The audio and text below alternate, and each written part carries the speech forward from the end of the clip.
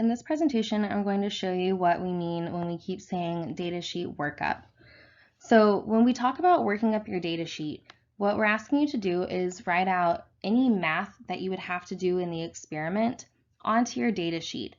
The idea being that if you do it beforehand, you're going to ultimately save yourself time and also save yourself some heartache by potentially circumventing any mistakes that you might make in lab.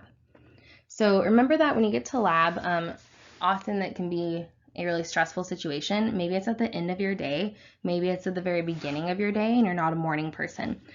But you can work up your data sheet at any time. So pick a time when you're comfortable, you're in your pajamas, you're watching TV, pull out your data sheet, pull out your procedure, and figure out all of the math that you're going to have to do.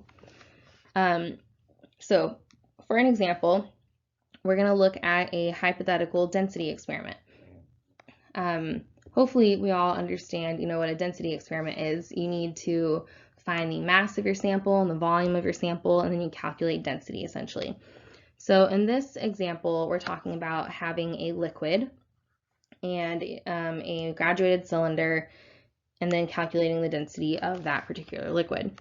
So the first thing that we want you to do is any line that you have on your data sheet is going to correspond to some sort of value. That value is either going to be calculated or observed in lab. And if it's a value that you're going to end up using, calculating, observing, whatever, we want you to letter it.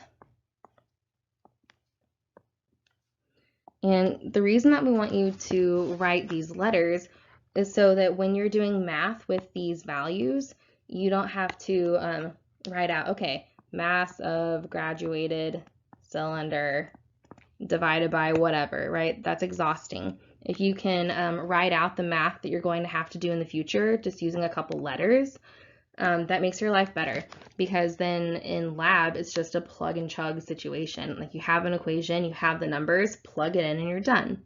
So the mass of the graduated cylinder. When you're actually in the lab, where would you get this? If I handed you a graduated cylinder and said, what is the mass? Hopefully what you're thinking about is, you'd put it on the balance, right? So I would write from balance off to the side. And I know right now this kind of seems silly, like, of course I'm going to get the mass from the balance. I don't need to write that on my data sheet. You're right. This experiment is really simple. You did this in Gen Chem 1. All of these data points that we're going to look at, all this math, is very simple.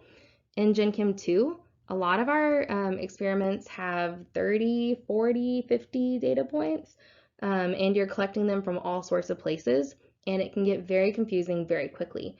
So I'm trying to prep you now with this very basic example so that when you get to your much more complicated example, you know what to do. So then you have your graduated cylinder and you pour your sample into it, and you need the mass of both of those things together. Where do you get it from? Also from the balance. Okay, so then we want the mass of our sample. How do we get the mass of our sample? Are we going to take our liquid sample and dump it onto the balance? No.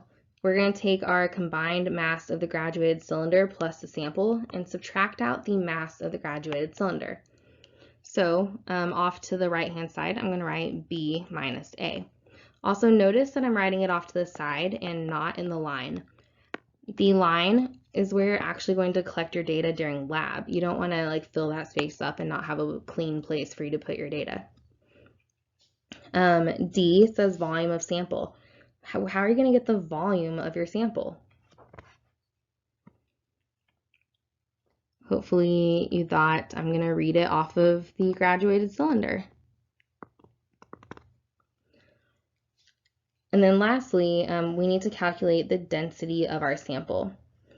Hopefully you remember that density is mass over volume and typically is expressed in grams per milliliter. So this would be C divided by D. The other thing that you can do to really help yourself out, especially in this lab and especially as we get towards the end and we start doing more complicated experiments, is write out the units if they're not already provided to you. So when you weigh something out in lab, that's going to be in grams. And writing this out is really helpful because if you later need that mass in kilograms, this is a reminder to you that you do not have that value in kilograms yet and that you need to do the math. And then our volume, we would choose to read in milliliters. So this is the type of setup that we want you guys to do. As you get to your more complicated data sheets, make sure that you look at them early so that you have time to ask questions.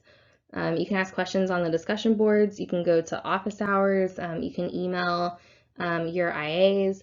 Please do not email Dr. Weber and I directly about this because if you're doing it, you're one of 600. We can guarantee you that we're getting about 600 emails, which is why that we want you to put it into the discussion board or attend office hours as your first option.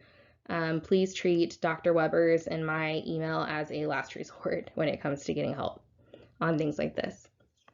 So that's all. That's what we're expecting you to do, and we will always send you a data sheet that indicates what math you need to write out ahead of time. So there will be no confusion about what you have to do before you get to lab.